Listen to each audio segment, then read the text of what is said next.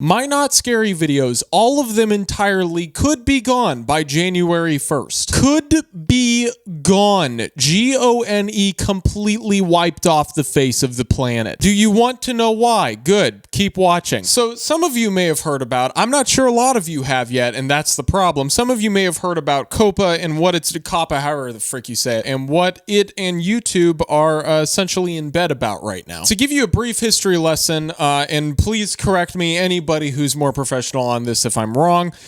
Essentially, COPPA a few months ago basically caught YouTube red-handed. How did they catch YouTube red-handed? Well, basically, there's a law that's been in place for the past 21 years known as the Children's Online Privacy Protection Act. COPPA for short. I guess long story short, if you're under the age of 13, sites and any online thing is not allowed to take any of your private information, use it, or anything like that. Most sites dodge this bullet by simply having a check mark on their site that says you certify you are 13 or older, so they don't even have to deal with that law in the first place. And, you know, all's hunky-dory. Of course, the problem is that everybody on the internet lies about their age. There are millions upon millions of children that just lie, you know? It's just like, well, yeah, sure, whatever, I'm 13. You don't have to prove it at all. I checkmark 13. I don't care. I can be 9 years old. If I checkmark I'm 13, they're going to let me in. The problem would not be if YouTube had no clue about this or had absolutely no way to control it. The problem is that YouTube did know about all those children lying about their age. They could have controlled it, and they did not. So basically, YouTube knows they're lying about their age, and they're taking their private information anyway. Now, why would YouTube just allow this under the radar and just keep letting kids do? Well, okay, let's just be honest. Probably one of the biggest, most dedicated audiences on YouTube are people under the age of 13. AKA, it's one of their biggest money makers, and we just can't be losing those dollars now, can we? So, of course, the FTC catches on to this, you know, with the whole COPPA, whatever the frick act. They were like, YouTube, excuse me, you are 100% being illegal right now. Long story short, YouTube goes, okay, we have to put something into place here. YouTube decides, oh, we're going to make all our content creators say their stuff is either for kids or not for kids. That's the new feature, the new update, if you will, to YouTube. Yeah, basically, YouTube did not want to be found liable for millions of content creators just doing their thing, making videos about non-family friendly things or whatever. And so pretty much they put it on all the content creators themselves to decide if their stuff is made for kids or not made for kids. Now, this would be a pretty simple thing, right? We just say, made for kids, not made for kids. All is hunky-dory. We go home. We sleep nicely. The thing is, this is not where this story ends, unfortunately. I really wish it was. Parents essentially are up in arms about their kids finding stuff on YouTube that, you know, probably has people dropping F-bombs or making sex jokes or something like that. And the problem is really not on us. There's an entire app dedicated to this to fix this problem called YouTube Kids. But a lot of parents don't like that you don't have as much control on YouTube Kids, so they hand their kids freaking the main YouTube app where they have full access to everything. I mean, this is essentially in the same vein as, like, you know, kids getting on TV and just flipping through the channels and coming across a sex scene on TV. It's not the creators at fault. It's your kid for flipping through channels unsupervised. Why are we liable for your failure of supervision? Again, there's YouTube Kids. We've already solved this problem, but apparently we haven't. So I digress. Back to the main subject. Here's the rest of the story. Since we have to decide ourselves, not YouTube, but we have to decide for ourselves if our videos are family-friendly, kid-friendly, or not, you know, we essentially have two options. We either decide our stuff is made for kids or not made for kids, like I said. Now, you know, it'd probably be pretty simple to say, just make them all say made for kids if I'm family friendly. Here is the big issue and also the answer to your probably burning question, why is not scary potentially going down by January 1st, 2020. If I mark my videos as kid friendly, they are no longer searchable. There will be no notifications when they go live if it's a new video. There will no longer be comments on those videos, and essentially a lot of ads will not be allowed on those videos. Basically, I can't make any money from them and you won't be able to find them. Or in other words, it's essentially a glorified unlisted video. Okay, so maybe we don't say it's made for kids because obviously there's a lot of consequences to that. Let's say it's not made for kids. Well, here's the problem there. If you say your video is not made for kids when the FTC thinks it should have been made for kids and they catch that, you as the content creator are liable for incorrectly labeling your video as not made for kids when it should have been marked made for kids. And they could take down the video. That's the easy one. They could take down your channel. That hurts. Or you are potentially at risk of being fined $42,530 per video that you incorrectly mislabeled. I want that to sink in. I want that to sink in for everybody, including the content creators here. If you have marked your video incorrectly, if you should have said made for kids when you said not made for kids, and the FTC finds out, you are potentially at risk of being fined $42,000 per video. What? The rules are so vague as to what is and what is not kid-friendly. I mean, look at these guidelines right here.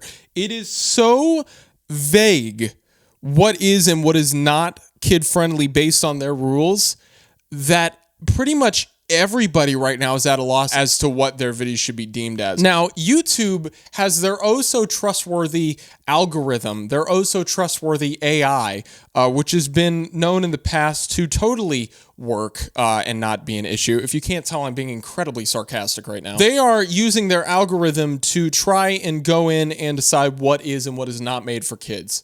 That being said, it's, like I said, probably not trustworthy. It probably doesn't know what it's doing.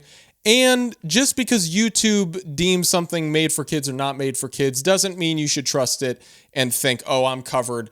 FTC's not going to come after me. No, it could be very wrong. Here lies the problem. Five Nights at Freddy's Not Scary is something that I think they would very quickly deem as made for kids. If it's not obvious by the audience that it has, it's pretty obvious just based on how it looks. And the name and everything. Basically, there are some key points as to what is considered kid-friendly or not by the FTC, all of which have so many errors in them that I can't even count. I could say Happy Meal, for example, as Chad Tronick said, and because I said Happy Meal, or because it's in the title, or because the thumbnail has bright colors, which most videos already have bright colored thumbnails, because not because we're trying to be kid friendly as they think bright colors are affiliated with, but because we're trying to be eye-catching so that you'll click the freaking video. Ronald McDonald gives a Happy Meal to a customer, and the video turns out to be Ronald McDonald molesting this child. The FTC could honestly just deem this as family friendly because they saw that thumbnail, they saw the name, and they went, that's supposed to be family friendly. And if you said it's not family friendly and they look at that and they go, no, it is, you're at risk of being fined $42,000. Can you believe that? This is YouTube 2020. This is destructive, not just to me, but to a very large portion of your favorite content creators. This is not just effective for family-friendly content. This is potentially bad for everybody, even those that don't make family-friendly content. Just like I said earlier, FTC could look at something that's very clearly, especially after clicking the video, not family-friendly, but decide it's supposed to be for kids and you're in big doo-doo. You could be. A lot of your favorite YouTube creators right now are at huge risk. They could lose their videos, they could lose their channel, they could be fined an obscene amount of money. Remember, $42,000 per video. So yeah, obviously this really hits hard for family-friendly content creators, probably such as myself. I do make a lot of innuendo jokes. And that's the thing, is that it's such a blurred line and such vague rules that I have no clue if those are considered family-friendly pieces or not. To go back to the Five Nights at Freddy's thing, another big key factor in deeming if something is family-friendly or not is if there are toys of it sold in stores. There are definitely toys of Five Nights at Freddy's sold in stores. If the thumbnail isn't already bright and colorful, that's going to give it away.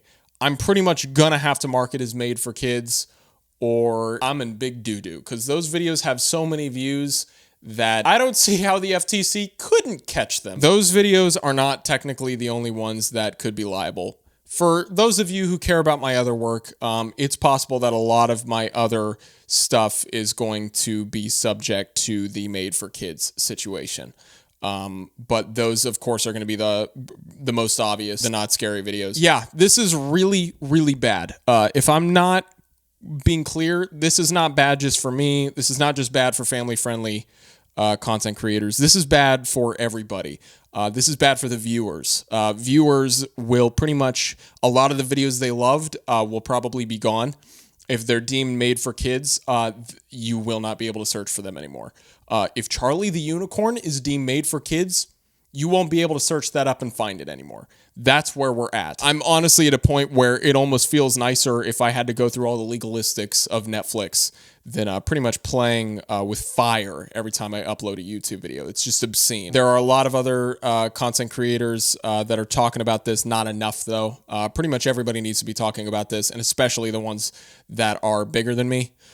This is going to affect everybody. It will probably be less effective on people like PewDiePie or say Markiplier because they're so huge that YouTube will probably try and cover their butts. If PewDiePie or Markiplier sees this video, please make note of this.